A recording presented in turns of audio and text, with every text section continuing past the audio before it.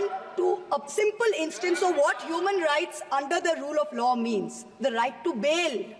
The erstwhile outgoing Chief Justice of India waxed eloquent recently about how the right to bail has been granted during his tenure for all.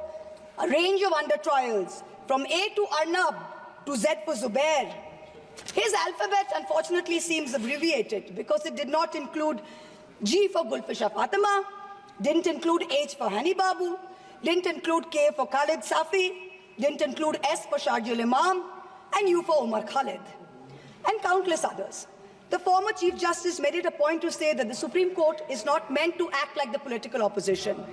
We in the political opposition don't need the Supreme Court to do our job. We are not asking it to.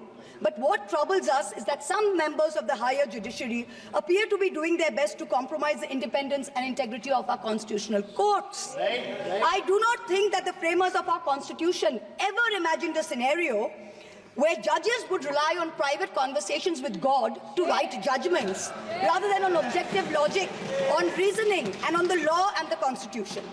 The Honourable Defence Minister in a speech this morning mentioned the courage of the late Justice H.R. Khanna to dissent in 1976.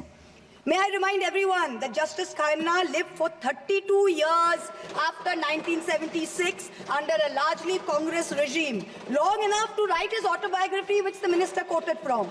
Unlike poor Justice Lohia, who's resting in peace long before his time. Delays in filling vacancies in the Central Information Commission is denying citizens their right to information. Currently, the CIC has only 3 commissioners, including the chief, instead of the mandated 10, and has 22,000 pending appeals filed by people against the denial of information by this government. The third dimension of executive accountability is discursive accountability. Citizens in a democracy expect their government to be able to justify their actions by way of public discourse with civil society. This government on a daily basis is pursuing unconstitutional methods of restricting freedom of the press and freedom of speech. Its ill-conceived amendments to the IT rules to create fact-checking units was recently struck down by the Bombay High Court as being violative of Articles 14 and 19 of the Constitution. The latest UP police cases against fact-checker Mohammad Zubair, when the UP police is invoking de facto sedition against a fact-checker who is documenting hate speech. This is preposterous. I am one of the petitioners challenging the constitutionality of the sedition law, and the Supreme Court has very clearly stated that no coercive action will be taken on alleged sedition cases till the matter is decided.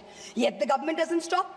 The Bharatiya Nyaya Samhita, which the ruling party brought in last year when most of the parliamentarians were suspended, they said we are dropping sedition, but you also replaced it with a far more draconian Section 152. There's also something else which we all need to think about. The BNS for the first time adds terrorism as a punishable offence and defines it as an act that intends to threaten the unity, integrity and security. So the crime of terrorism is no longer anchored in an actual act. It's anchored in an intent or a thought. This means that from now onwards, the parents of disappearing Kashmiris or disappearing Manipuris who are protesting peacefully in a park can be accused of being terrorists. What they do or do not do in that park while they assemble is besides the point. As long as a police officer is convinced that they have the intent to do something, they can be terrorists. This makes terrorism a thought crime.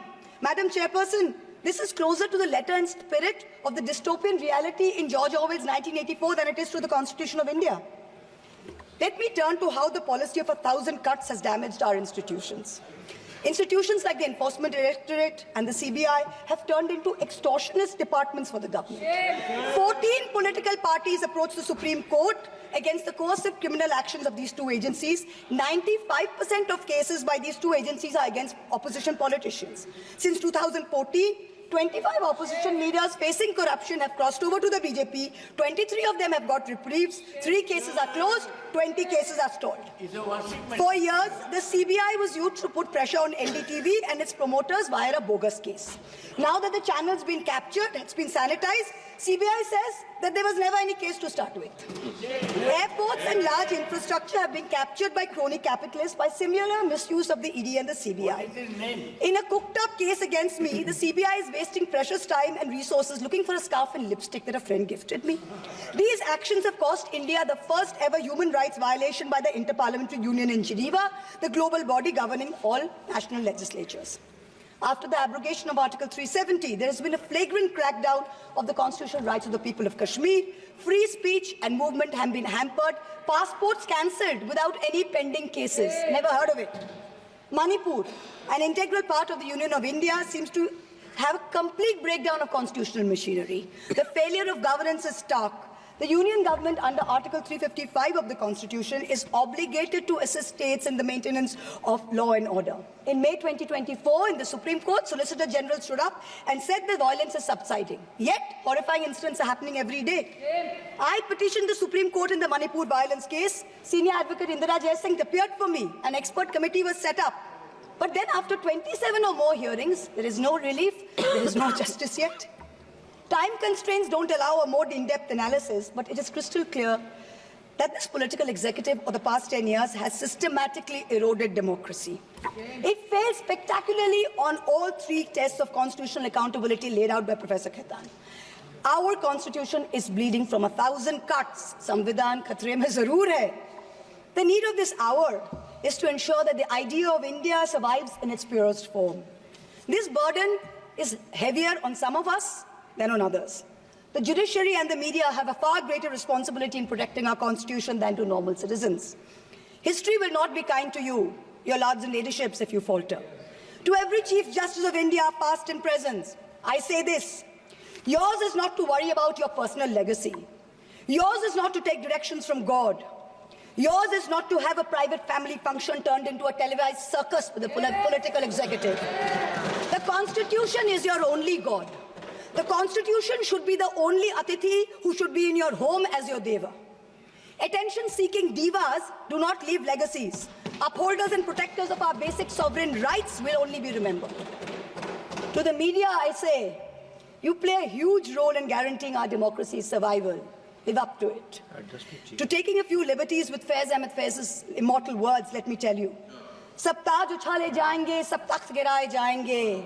Bas naam rahega Samvidhan ka. In conclusion, I pay homage to the 17 women of India's Constituent Assembly who laid the path for all of us like me to stand here today. And I would like to remind us of Vijayalakshmi Pandit's words. Freedom is not for the timid. Protecting our constitution in these harrowing times requires courage. Let us rise to it. We will succeed. Jai Hind.